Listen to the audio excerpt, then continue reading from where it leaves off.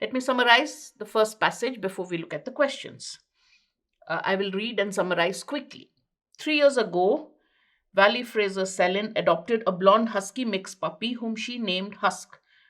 Fraser Celine soon started looking for ways to curb the husk's totally wild behavior, she says, such as stealing food from the kitchen counter and barking incessantly at strangers. Based on the advice of a YouTube trainer, Fraser Celine started using an electronic collar or an e-collar that delivered a small shock when the husk misbehaved. But she says she felt yucky about it. So her dog was a little uncontrollable when she got this pup, so she tried to train it to control it, and she used an electronic collar which would give a small shock whenever the dog misbehaved. But the owner felt very uneasy about doing that. Fraser Celine rethought her approach after hearing about an animal trainer who taught a grizzly bear to cooperate with medical treatment using only positive reinforcement. So the earlier one was punishment: you misbehave, I'll hit you, I'll give you a slight shock. She was not comfortable with that. Then she heard about an animal trainer who trained a bear, a wild bear. Okay, a grizzly bear is a wild, ferocious bear, and she taught a grizzly bear to cooperate with medical treatment using only positive reinforcement. That means rewards. If that hulking animal, if that big animal could learn with treats and praise, she thought, why were dog trainers using prong and short shock collars? If a huge bear can be trained with positive reinforcement and rewards, why use punishment for smaller dogs? That was the catalyst into my advocacy, says Fraser Celine, who studied African wild dogs for her PhD and now works as a remote community liaison for Winnipeg Humane Society. What's her advocacy? She advocates. Advocates means supports independently for positive reinforcement training for dogs on Instagram. This is what she does. All right, she supports positive reinforcement for training dogs.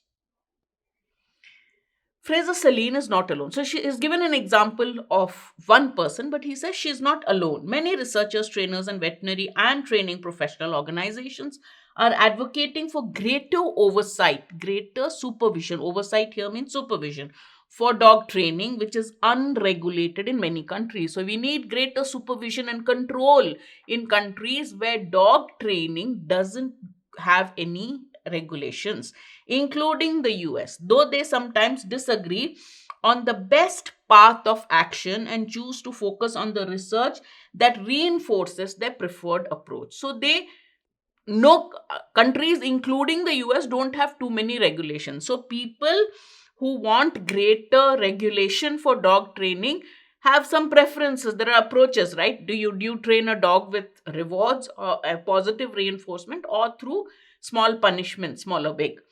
And these approaches people differ on, and so they support their form of training.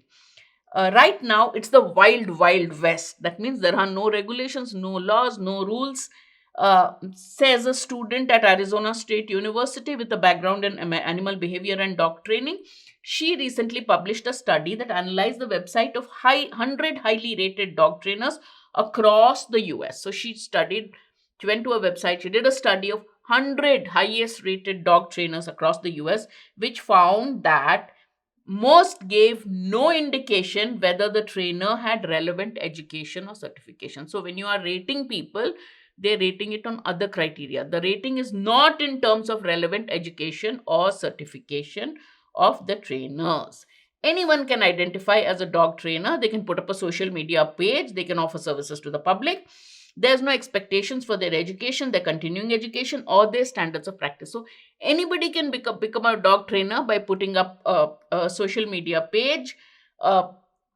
They can offer services to the public, and they don't have to. People don't expect that they will show proof of their education, their continued education, or their standard of practice, says Bradley Pfeiffer, an executive director of the Certification Council for Professional Dog Trainers, an organization that promotes science-based training standards. So there's an organization which says dog training should have scientific basis. People with little or no education in animal behavior may be advising owners on handling aggression. When you don't have regulations, you can have unqualified people uh, giving training.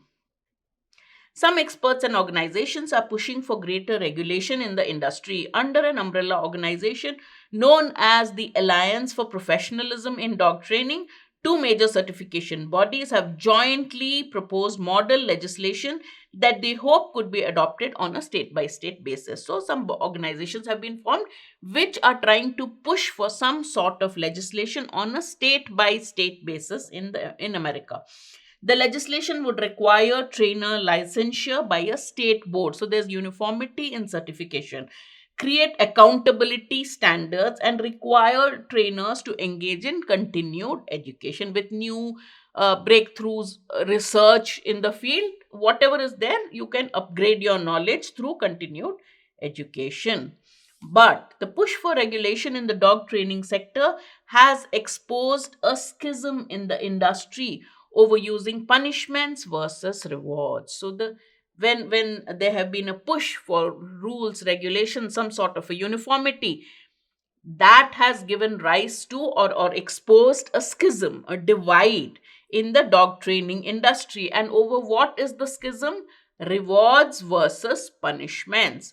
Under the proposed legislation, certifying bodies would be required to uphold a policy that prioritizes positive reinforcement. All these people say you should stress on positive reinforcement, but does not entirely rule out punishment uh, based approach, generally backed by research on the efficacy and welfare, and more popular among training professionals.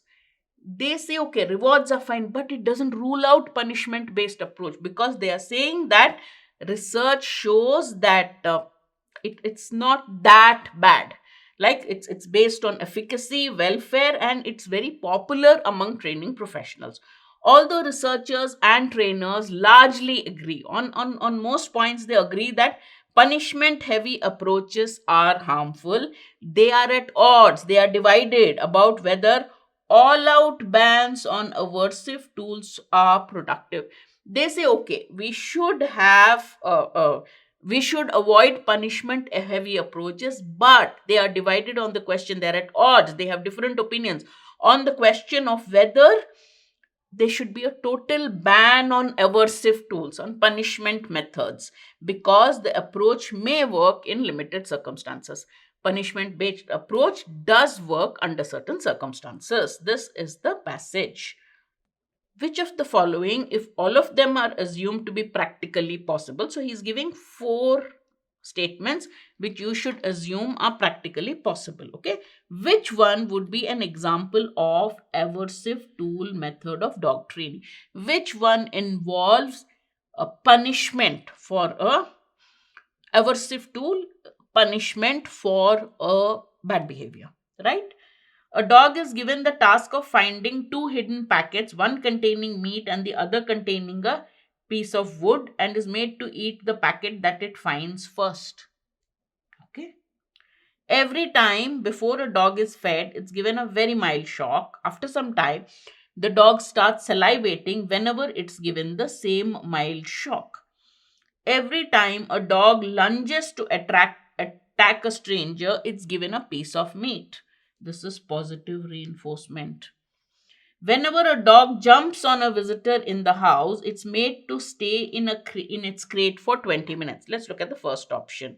It is given a task of finding two packets. Now, this is not, so the dog should know its behavior is wrong. That is the meaning of aversive tool method. When you behave badly, you're punished. So the dog knows I should not do this. Now, in the first case, there is no bad behavior on the part of the dog. Why the owner is making it eat a piece of wood instead of meat is different, but it's just a form of training or a trick. The dog hasn't behaved badly. The dog is just trained. Okay, two things are hidden. Whatever you find first, you chew it or eat it. So there's no bad behavior on part of the dog. So this cannot qualify as aversive training. Second time, Every time before a dog is fed, again here you're feeding the dog and you're giving it a very mild shock so that it salivates. It knows food is going to come, so it's anticipating and salivating. But again, its salivation or saliva coming out of its mouth or it drooling is not bad behavior. So again, it cannot be called an aversive tool. Third one, dog has behaved badly, it's attacked a stranger. But what have you done? You're giving it a piece of meat, so you're giving it a reward. So that's not an aversive tool. So the only one which is an aversive tool is D. Whenever a dog jumps on a visitor on the house, you're not supposed to. The visitor might be hurt, he may fall. I mean, dogs are not supposed to lunge. They do because they're very happy, that's different. It is made to stay in the crate. So it's put in a crate, caged in a crate, and said, okay, you behaved badly, you sit there. That's an aversive tool. So it knows if I do that, I'll sit in the cage. If I don't want to sit in the cage, I should not do that. That's called an aversive tool. It's given a form of punishment which is it doesn't like, which may be inconvenient for it or maybe slightly painful, uncomfortable, whatever. Therefore, D is the correct answer. Note that one A, B, and C do not involve bad behavior or wrong behavior on part of the cat or on part of the dog. All right. Therefore, the correct answer is D.